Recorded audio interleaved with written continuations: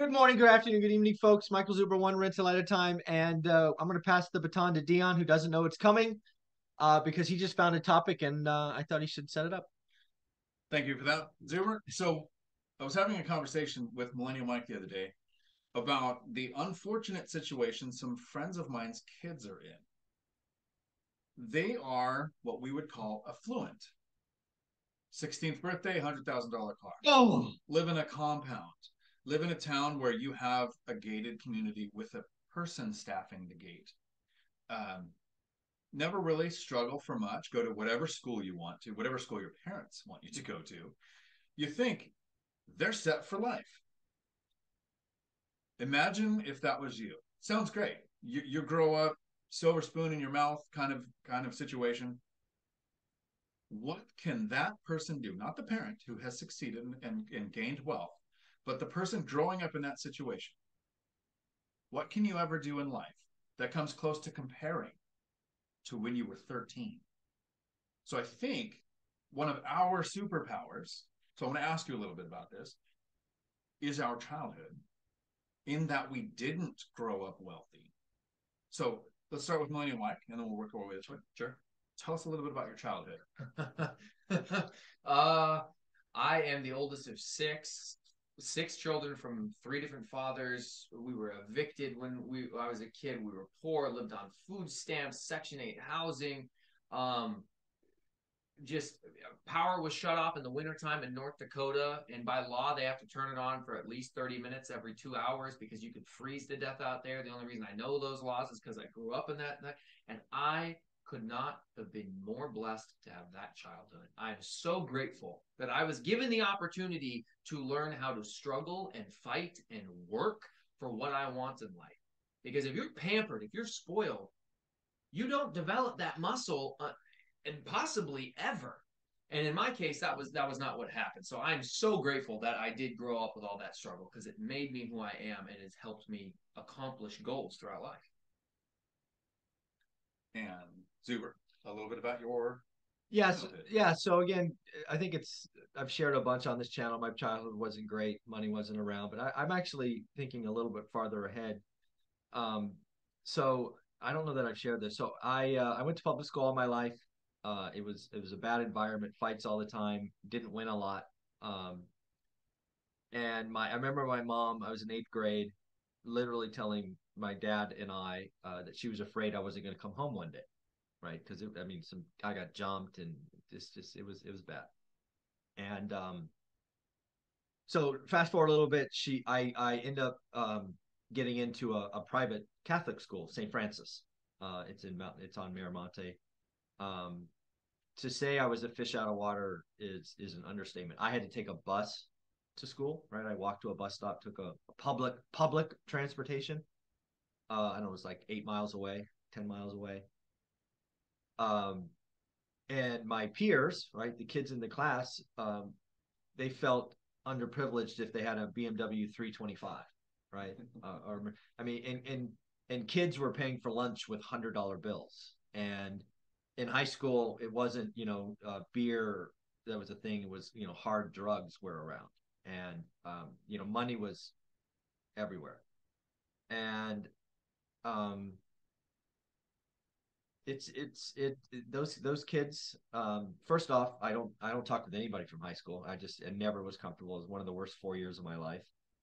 Um, but I'm thankful that I'm thankful I didn't grow up in that because a lot of those kids are stunted. A lot of them have very bad habits. Some of them aren't alive now because of those habits, and you know it's yeah, it was rough. It was rough, but you learn very early, um, you, friends and all this other nonsense that happens. So yeah, it was not fun. I'm obviously glad it was over, but it also made you stronger. You stand by yourself. You stand alone. You own what you own, and you don't give a shit about anybody else. So yeah, it's yeah, being around money, not having money, man, it makes you hungry. Um, Man, it's weird. So the great thing about that is having a challenging childhood that way is if you got a job, just a regular W-2 doing anything, and can make enough money currently to pay your rent, have a car, have a cell phone, we would consider that a success. The person who grew up with everything doesn't even see the value sometimes in working that regular job just to have enough to consider it a success. So I'm super impressed that we figured out even that's not enough. What does it take to actually reach financial freedom? To get to the point where your kid right now is 6 years old, and isn't growing up on a compound, going to the best schools, all of those problems.